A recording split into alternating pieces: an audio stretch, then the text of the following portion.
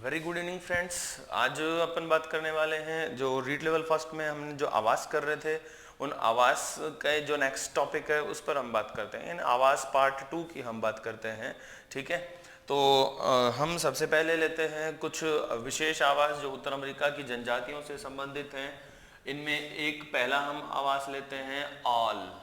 All marker में ink हो गई पूरी। ठीक है, आल। आल जो आवास है, आल ये उत्तर अमेरिका की काकेशस जो पर्वत उत्तर अमेरिका क्या सॉरी ये यूरोपीय क्षेत्रों में जो कॉकेशस क्षेत्र है, कॉकेशस पर्वतमाला क्षेत्र है, कॉकेशस पर्वतमाला क्षेत्र है। साथ ही कॉकेशस जो जनजाति है जो नॉर्थ अमेरिका में भी रहती है। कॉकेशस है यूरोपीय प्रदेशों में, और कॉकेशस जो जनजाति है वो उत्तर अमेरिका में भी निवास करती है। तो उत्तर अमेरिका में कॉकेशस और यूरोपीय क्षेत्र में कॉकेशस पर्वतमाला क्षेत्र में जो जनजातियां रहती हैं वो एक गोल आवास बनाती हैं, गोल आवास बनाती हैं जो तिनकों से निर्मित होता है, और उसके ऊपर छत भी वो तिनकों की ही डालते हैं। तो इस प्रकार के जो आवास होते हैं, इन गोल आवासों को हम ऑल हाउस कहते हैं। All house, all sorry all नहीं है, ऑल हाउस कहते हैं। ठीक है, ये ध्यान रखना है। ओके, अब हम बात करते हैं एक जाति जो अमेरिका में रहती है। जाति का नाम है रेड इंडियन। रेड इंडियन जाति है, रेड इंडियन। ठीक है, रेड इंडियन जो जाति है एक तिकोने आवास, तिकोना यो कहूँ कि वो त्रिभुजाकार आवास बनाती है। तिकोने जैसे आवास होते हैं जो ट्यूपिक जैसे दिखते हैं। ठीक है, ट्यूपिक जैसे दिखते हैं। ये इन आवासों को कहते हैं हम तिपी। तिपी ये आवास होते हैं तिपी। अब ये चार टहनियां उन्होंने लगा दी इस तरह से। एक टहनी पीछे है जो नजर नहीं आ रही है हमें, तो ये टहनी लगा दी है। अब क्या करेंगे, इनके ऊपर वो बिसन जो बैल आता है, बिसन बैल, बिसन बैल, बिसन बैल के चमड़े को लपेट देते हैं। बिसन बैल के चमड़े को लपेट देते हैं, बांध देंगे चारों ओर से बिसन बैल के चमड़े को, और इस प्रकार जो आवास निर्मित होते हैं उनको हम तिपी कहते हैं। तिपी ये रेड इंडियन जो जाति है उत्तर अमेरिका की, यूएसए में रहती है प्रधान रूप से, वो इस प्रकार के आवास बनाती हैं। ये शुष्क प्रदेशों से संबंधित आवास हैं, ये आपको ध्यान रखेंगे, है ना। तो तिपी हो गया, ऑल हाउस हो गया।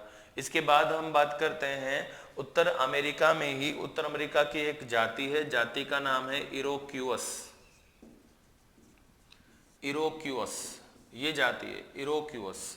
इरोक्यूअस जो जाति है ये सामूहिक परिवार में रहते हैं। सामूहिक परिवार में रहते हैं। सामूहिक परिवार में जब रहेंगे तो इनके जो घर होते हैं वो लॉन्ग हाउस होते हैं। इनके जो घर होते हैं वो कैसे होते हैं, लॉन्ग हाउस होते हैं,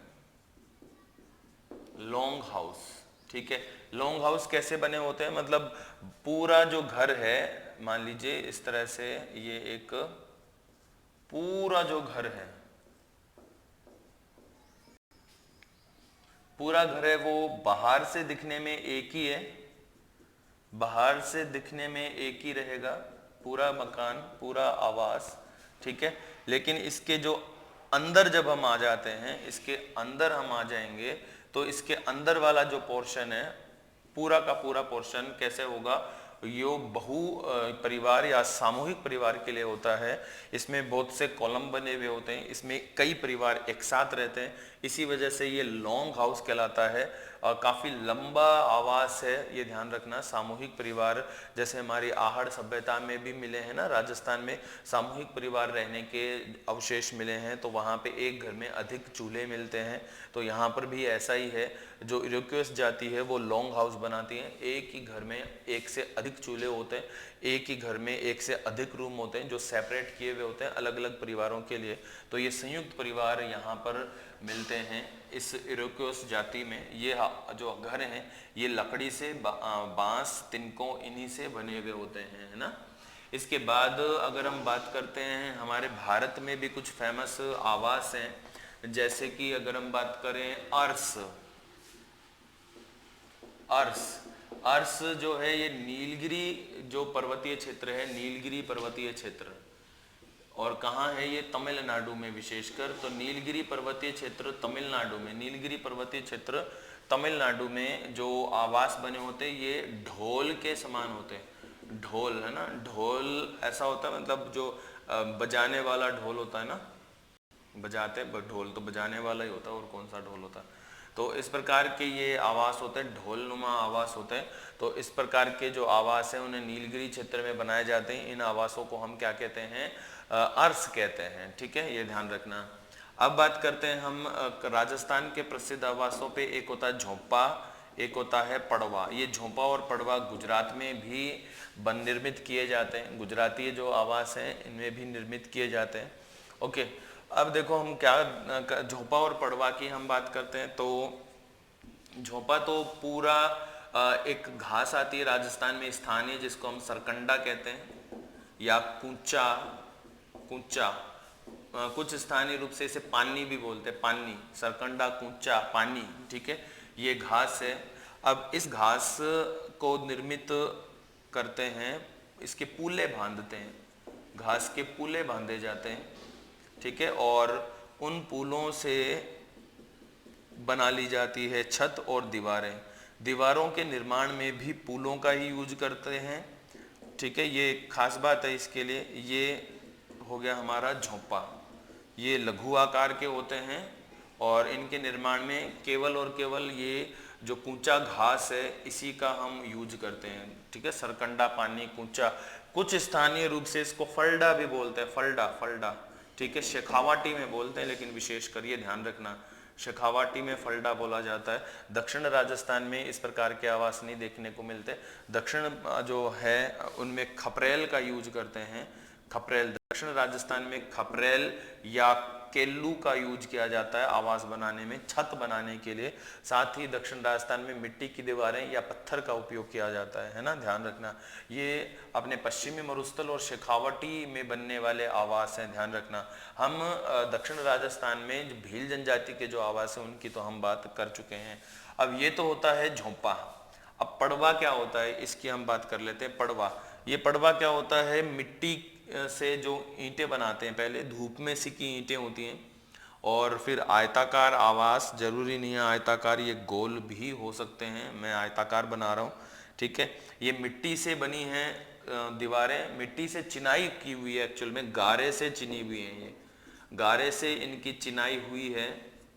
ठीक है, और जो ईंटें हैं वो भी क्या है, धूप में सेकी हुई हैं, धूप में सिकी हुई ईंटें हैं, धूप में सिकी हुई ईंटें हैं। और कुछ ईंटें ऐसी भी होती हैं, कुछ ईंटें ऐसी भी होती हैं जिन्हें आग में भी पकाया हुआ है। तो अमीर जो लोग होते हैं वो आग में पकी ईंटों का उपयोग करते हैं, और जो गरीब हैं या जो कृषक वर्ग हैं जो कि जीवन निर्वाह कृषि करते हैं वो धूप में सेकी हुई ईंटों का उपयोग करने लगते हैं। ठीक है, अब क्या होता है कि ये इन्होंने बना लिया आयताकार। अब इसके ऊपर वो क्या डाल देते हैं, खपरेल डाल देते हैं, खपरेल।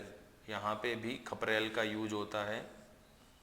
ये पड़वा, झोंपा में खपरेल का यूज नहीं होगा। ठीक है, ये खपरेल यूज करते हैं। खपरेल यूज करते हैं सिर्फ अमीर व्यक्ति, और जो गरीब हैं पश्चिमी राजस्थान में जीवन निर्वाह करने वाले कृषक हैं तो वो इसके ऊपर छान अथवा छप्पर का यूज करते हैं, छान और छप्पर का यूज करते हैं। तो पड़वा है वो इस प्रकार का होता है, झोंपा है वो इस प्रकार का होता है। ठीक है, ये आपको ध्यान रखना है। दक्षिण राजस्थान में एक जनजाति है, जनजाति का नाम है ग्रासिया। दक्षिण राजस्थान में जनजाति है, जनजाति का नाम है ग्रासिया। अब ये जो अपनी ग्रासिया जनजाति है, ग्रासिया जनजाति जो आवास बनाती है उस आवास को हम कहते हैं भाक्कर का ढांचा। भाक्कर का ढांचा, ये भाकर का जो ढांचा हम कहते हैं, ये क्या करते हैं, पत्थरों को जचाते हैं। पत्थर चिनाई नहीं करेंगे, पत्थर को एक दूसरे के ऊपर रखते हुए पत्थर की चिनाई हो जाएगी, पत्थर जचा देंगे। ठीक है, पूरा आयताकार पत्थर जचा देंगे चारों दीवारों पर, और उसके बाद छत को कवर करने के लिए सिर्फ ये घास फूस तिनके ही यूज करते हैं। पेड़ों की टहनियाँ इस पर डाल देते हैं, पेड़ की टहनियाँ डाल देंगे, घास फूस तिनका डाल देंगे, बस, और कुछ नहीं। छत डालने के लिए इनका और कोई यूज नहीं है। अब बारिश जब आती है तो बारिश की रोकथाम के लिए ये बड़े वृक्ष वाले पत्ते, बड़े वृक्ष वाले पत्ते क्या, सॉरी, बड़े जो पत्ते वाली टहनियाँ होती है, बड़े पत्तों वाली टहनियाँ, टहनियों का यूज करते हैं, ठीक है, ये ध्यान रखना। तो छत पे पूरी बड़े पत्तों वाली टहनियाँ बिछा देंगे। ओके, उसके बाद हम बात करते हैं उत्तराखंड में एक जाति है भोटिया। भोटिया जाति, उत्तराखंड में एक जाति है, जाति का नाम है भोटिया।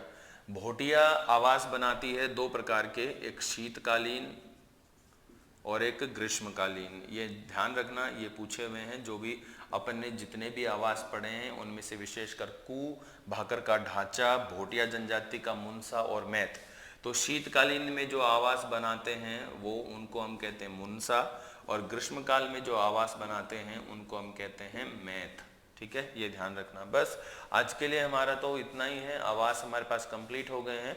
लास्ट में आवास से संबंधित जो फोटोज़ हैं उन फोटोज़ को वीडियो में मैं एंड में एडिट कर रहा हूँ, उनमें ऐड कर रहा हूँ, आप उनको देखिए और उन आवासों के प्रकारों को जानिए। ओके फ्रेंड्स, आज के लिए हमारे लेसन में सिर्फ इतना ही है। गुड नाइट, थैंक यू, जय हिंद।